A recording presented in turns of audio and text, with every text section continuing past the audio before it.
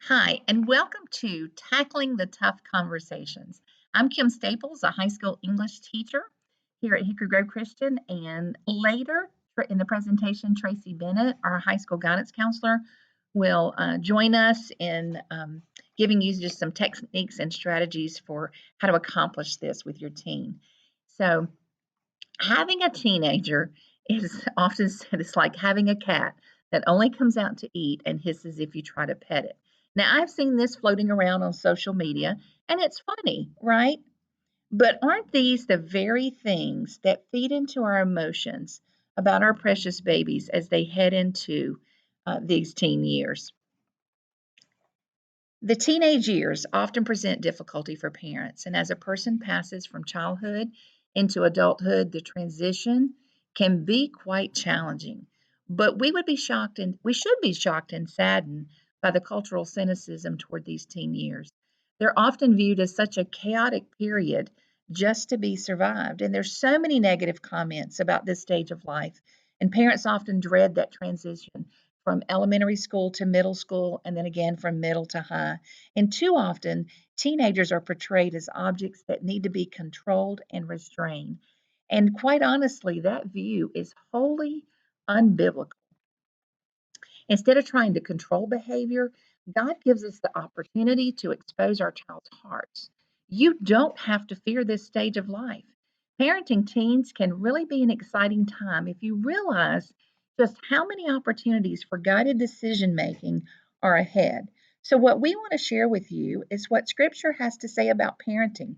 And Paul David Tripp's Age of Opportunity provides biblical wisdom and insight on how to navigate these dreaded years and how to help shift your perspective about the very opportunities that God is handing you. Now, when I moved from first grade to sixth grade, I asked an administrator, she said, "What are you most concerned about?" And I said, "I want to know the stage of life that those teens are in, those preteens are in." And she recommended Paul David Tripp's book, The Age of Opportunity. I also at that time my own child who was transitioning from elementary to middle school. And I'll just be honest, I was fearful of those middle school years just based on what the world says about that time of life. And I'll tell you this, I've often joked too that, why would God have our babies and toddlers only have that phase of life last 2.5 to 3 years? But yet let them be a teenager for 6 years. Well, I tell you, it's just to give them it's those years of transformation where we can walk along beside them and help guide them biblically through those tough situations. So hopefully you're going to feel better about this phase of life once we get finished with giving you some tools and tips. So the question is, are we ready to make the most of the opportunities? And the answer is only as God enables us. So, in God's love for teens, He fights for their hearts by exposing their hearts to us so that He can use us to turn our hearts to them. So, this is a drama of eternal significance, but it's easy to miss even when it's right in front of us. And this is when it takes place in those little mundane moments and the boring, familiar locations of our daily lives. This happens in the car on the way to school, from school. I would always make a conscious effort to try not to be on my phone, to turn the music in the car down so that we can engage in conversation. And this is the place where God does his miraculous work of reclaiming and redirecting hearts because he is the sovereign Lord of the everyday and of the ordinary. So, one more thing about this glorious task of parenting, we are simply not up to the job. Without Christ, we don't have the love and the patience and the wisdom and the perseverance that it requires. We're the wisdom givers who we often find ourselves in the grip of our own foolishness. We're the sinners who are calling our teenagers away from sin. We're the idolaters who want to help our teenagers smash their own idols. And we fall woefully short of the job description. But hold on, because there's hope. There's hope, and it's found in Christ. He is our wisdom, He is our strength. His grace reaches to the deepest level of our weakness. He meets the demands of our job description as parents, and we find in Him our capability. And because of this, we can approach this awesome task of courage and hope. Proverbs 25 says, "The purpose in a man's heart is like deep water, but a man of understanding will draw it out." The goal is that as parents, we would use the mirror of the Word to examine their hearts. And this is a simile here, and it compares a deep well where the water lies well below the surface of the ground. And in order to obtain the water, significant ingenuity and labor must be put forth to reach so far down and to bring the water to the surface. And only diligent parents and persons will identify the means and put forth the effort. Most just simply look elsewhere for the easier water. Now, let's talk about which of the typical parent idols best describes you. Now, don't worry, this stepped on my own toes as well. Are you that parent who seeks comfort for your children? You just wish that life were a little easier for them, that it was a little more peaceful for them. Are you that parent who commands and demands respect?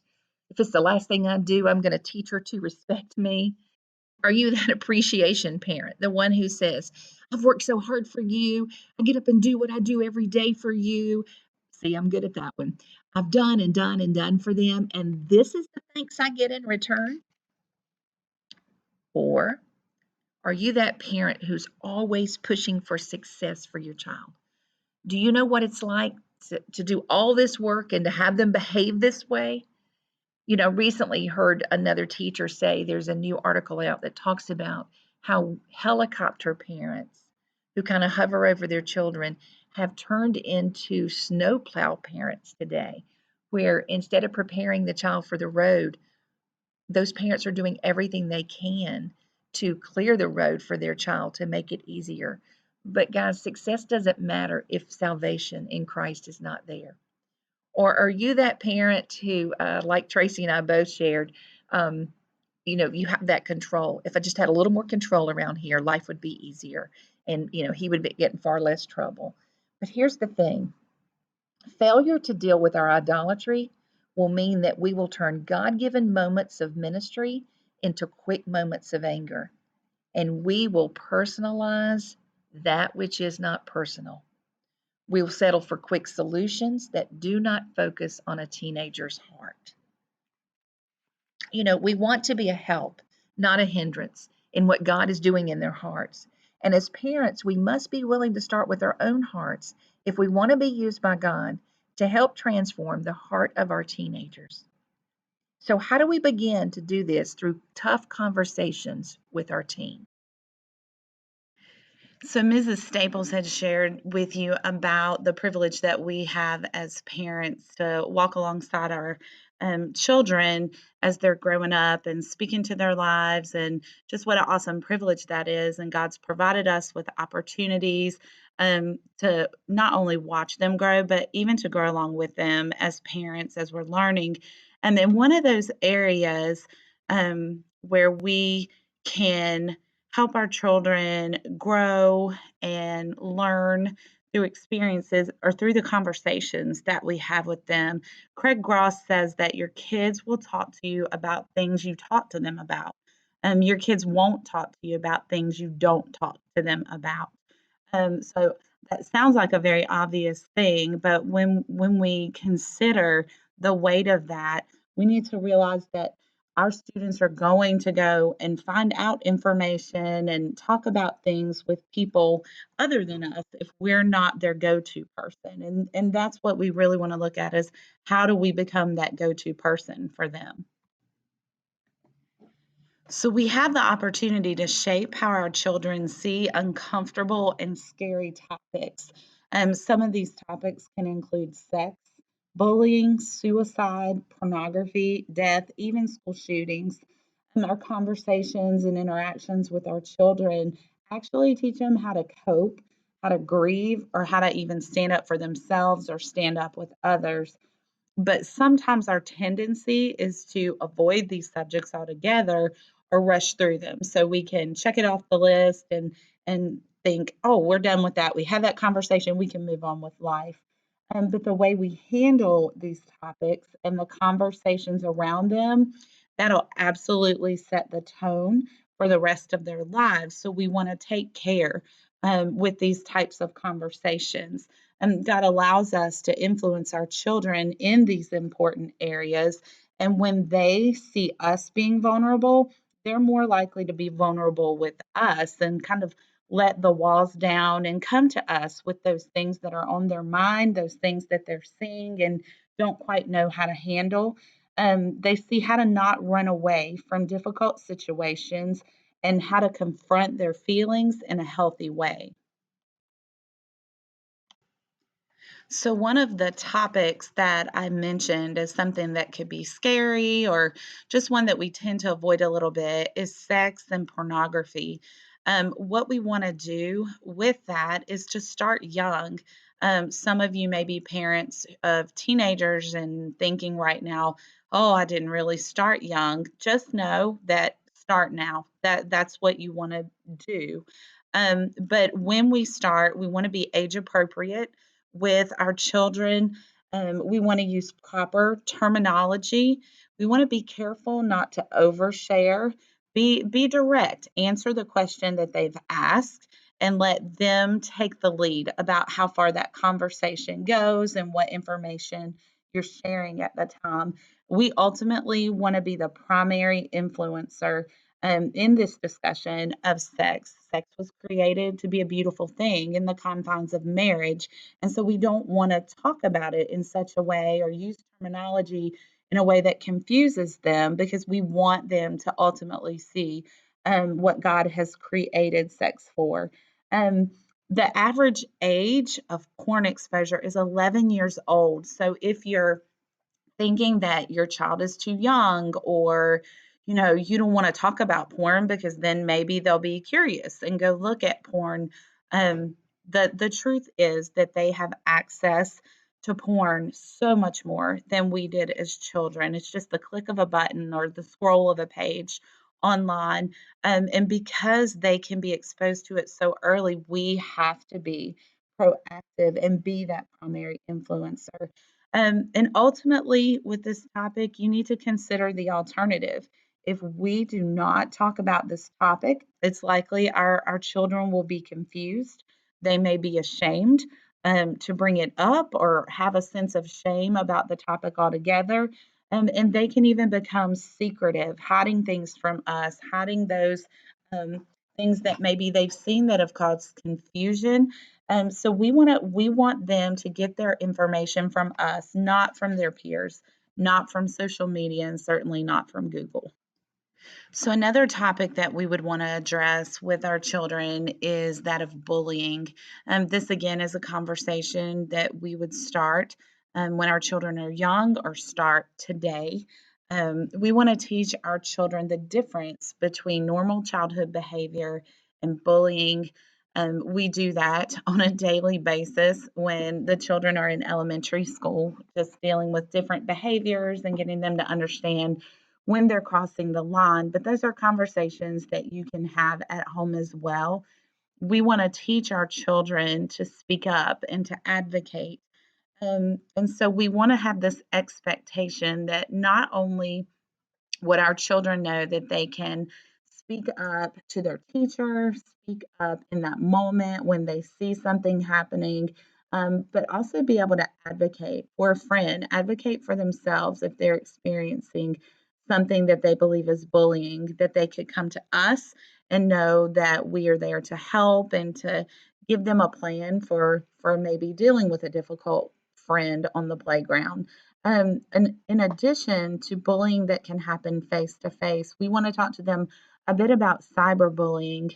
Social media use is so pervasive, and kids are just on so many platforms where there's this freedom to comment on everything or to send a private message to someone, and we often would find ourselves and our children find themselves saying things on a platform like this that they would never say.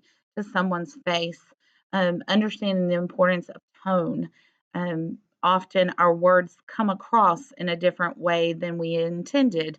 They may be trying to be playful with a friend, but are instead leaving a bad feeling with what they've said because the other person can't read their tone. So, again, just helping them to understand the weight of their words, to be aware, even speak up and advocate if they're seeing something online with friends at school so that they can know there is something to do and not just kind of watch it unfold online. A final topic that we're going to look at that is important to address with our children is that of death. It's one that we might want to avoid because we hope it's not really going to touch our family, but we know in reality that we experience loss of those that we love. So, again, we want to prepare ahead of time.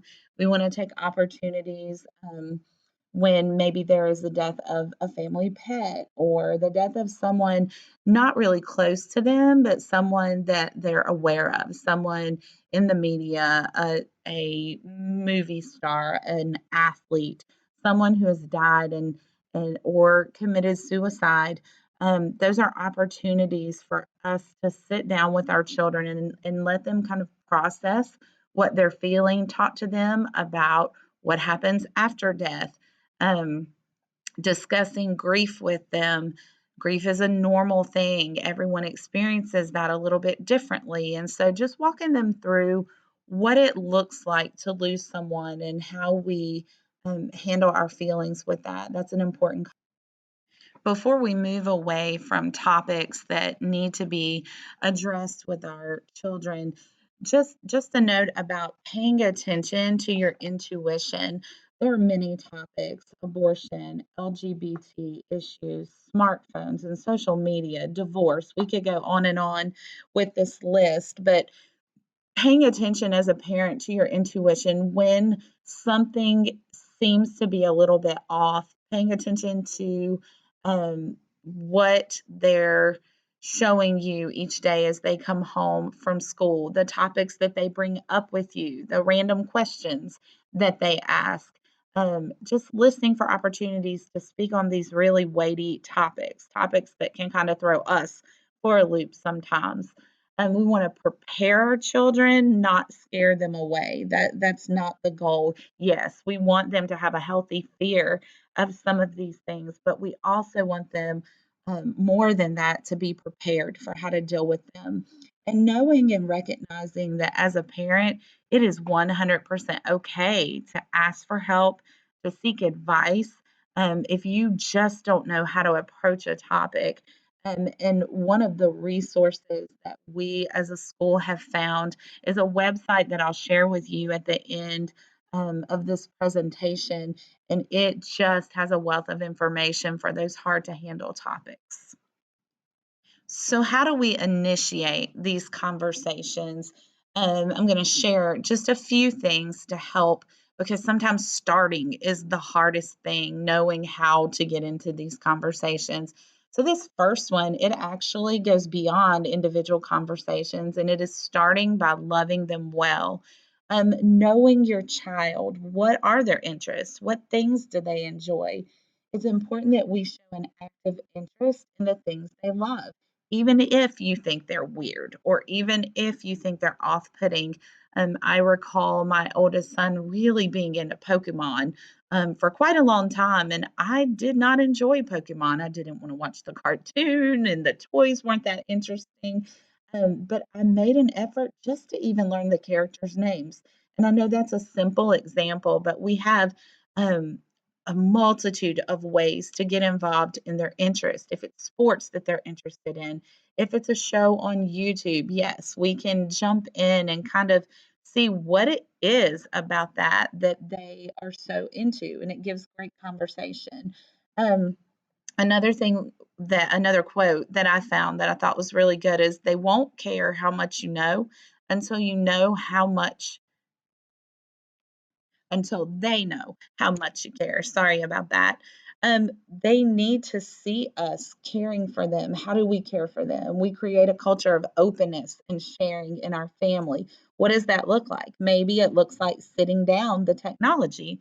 Maybe there's a time each night where everyone, including you as parents, set down your technology and not really pick it back up. You spend focused time together.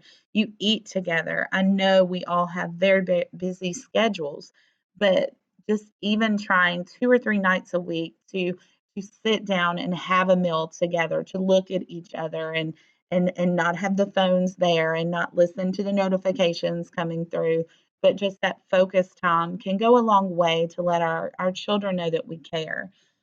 We also want to nurture open and ongoing conversations about difficult topics. Our window of influence in the life of our children is short. We need to make sure each day and each conversation counts. We just have a limited time with our children in our homes, so we want to be very mindful of that. Finally, we want to be proactive, not reactive. I know myself as a parent, my reactive moments are not my stellar ones. Instead, I want to be more proactive. That means initiating these conversations, starting by loving them well, and some of the other things that we're going to look at. We want to be able to wrestle through difficult topics together. The second way we initiate conversations with our students is to be creative and intentional.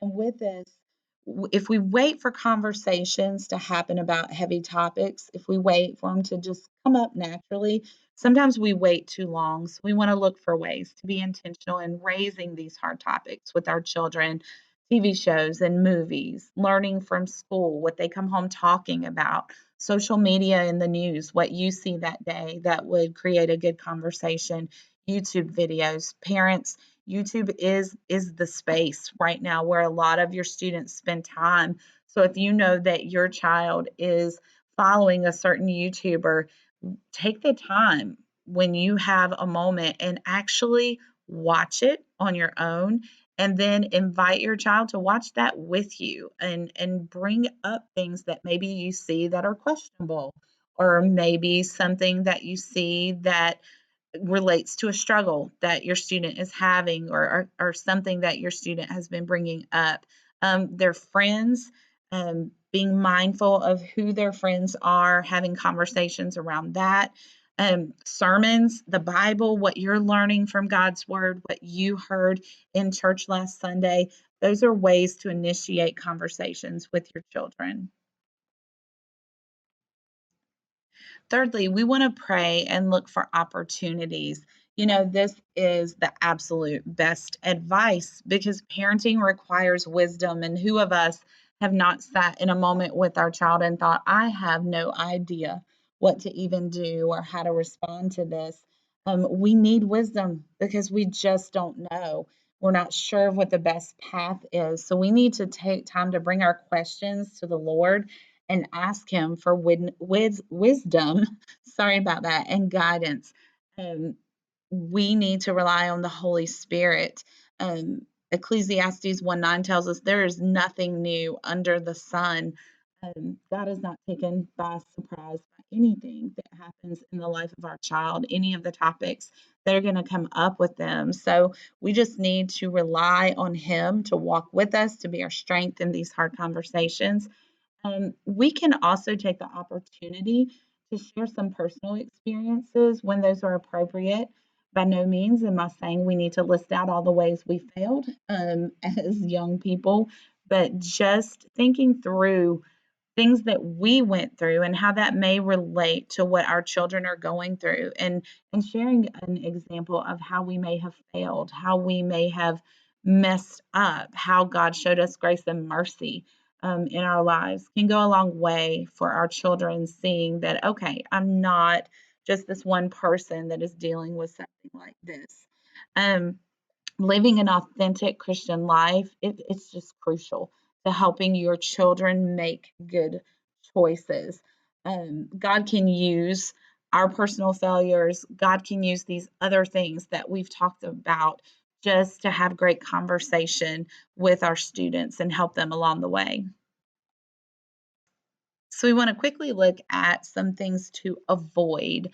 We want to avoid euphemisms when we're having conversations. Euphemism is simply explained using simple words or easier words when we feel like the topic is weighty or the words are a little bit out of our comfort zone. Instead of saying that your uncle died last night, we say, oh, your uncle went to a better place last night. We try to soften that a bit for our children, and we honestly need to use correct terminology and be upfront with them. Um, Euphemisms can imply that there's something to be afraid of or ashamed of, and they just often open the door to confusion. So we want to avoid those. A second thing to avoid is remembering that all kids are different. So we want to avoid treating one of our children just like another one. What works for one may not work for the other. So you know your child best and you know the dynamics in their lives and how they handle things. So just using wisdom in that. The third thing would be, don't assume anything. If your child says, "Oh, I already know about blank," you should not instantly drop the subject. See what they know. Ask them what they know. What they know may be very far off the mark of what is true about that topic. We want to be proactive in disciplining them, not disciplining, discipling them towards a relationship with God through all of our conversations, and for them to have God honoring mentalities and perspectives. So don't just let them say, yeah, I'm all good with that. I don't need to talk about that. Use your wisdom and continue to approach the topic. Finally, there's several other considerations when you're thinking about having conversations with your children. You first of all want to look at the timing of that conversation. Having a difficult conversation as you're running out the door 10 minutes late to school that morning when everyone is a little tired and a little grumpy, that's probably not the best time to have that conversation. So think about a time when you can sit down and really discuss and dive into a topic. A second thing would be to consider the environment. Choose an environment where you won't be interrupted. Sometimes choosing an environment where there can be a distraction. If you're bringing up the topic of sex, maybe you have that conversation in the car where your child is in the back seat riding along and you can kind of gauge their reactions in the rear view mirror. We've actually done this with our children and it works great. Maybe you work on a project together out in the yard and you just bring up a topic, and that way it helps with those awkward silences. The third thing would be to be strategic with how you start. You don't want to be too aggressive, but you also don't want to be so subtle that they don't really have a clue what you're talking about. And then go ahead and relate what you're talking about to what's already happening in their lives. The fourth thing to consider is to be calm. Let them know that you won't react in anger or try to shame them no matter what. And parents, this is hard, especially if we've blown it in the past. We have to rebuild a trust with our child.